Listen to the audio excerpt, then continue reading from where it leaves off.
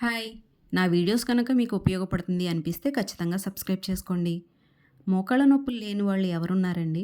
చిన్న పిల్లల నుంచి పెద్దోళ్ళ దాకా అందరికీ మోకాళ్ళ నొప్పులైతే కామన్ ప్రాబ్లమ్ అయిపోయిందండి. కొంతమంది అలాగే మొండికేసి నడిచేస్తారు. కొంతమంది తట్టుకోలేక హాస్పిటల్‌కెళ్ళి మెడిసిన్ వాడతారు. కానీ ఎంతకాలం వాడాలండి మెడిసిను? నేనైతే 3 మంత్స్ వాడానండి మెడిసిను. తర్వాత నేను పర్మనెంట్ సొల్యూషన్ కోసం వెతుక్కొని ఇవి నేను తెచ్చుకున్నాను. నాకైతే చాలా ఉపయోగపడినియి. ఖచ్చితంగా మీకు ఉపయోగపడతాయి. ఇవి మహాబీర విత్తనాలంటారండి వీటిని. మీకు మార్కెట్‌లో దొరికిపోతాయి. పచారీ కొట్టుల్లో ఆటిల్లో. ఒకవేళ లేకపోతే వాళ్ళనడిగినా తెప్పిస్తారండి. మహాబీర విత్తనాలని అడిగితే. చాలా ఉపయోగం ఉందండి వీటి వల్ల. నేను ఇల్లు కట్టే టైంలో 6 నెలలు పైకి కిందకి తిరగటము.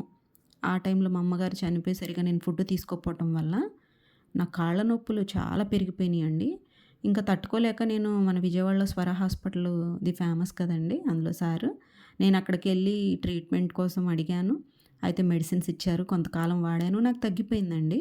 ఇంక తగ్గిపోయిందనుకున్నా నేను. కానీ 6 మంత్స్ తర్వాత మళ్ళీ పెయిన్ స్టార్ట్ అయిందండి. మళ్ళీ వెళ్ళాను.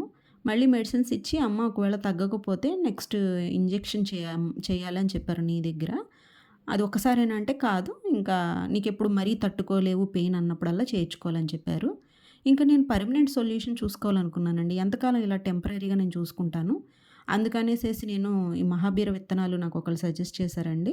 తెచ్చుకున్నా నేను. వాడాను. ఖచ్చితంగా 15 రోజులు మీరు కంటిన్యూగా వాడండి. మీలో మార్పు ఖచ్చితంగా కనపడతది.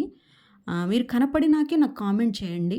ఒకవేళ మీకు పని చేయకపోయినా కూడా మీరు కామెంట్‌లో చెప్పండి. ఎందుకనంటే ఇది ఉపయోగపడిద్దండి. మీ ద్వారా ఇంకొక నలుగురికి కూడా ఉపయోగపడేలా చెప్తారని నేను అనుకుంటున్నా.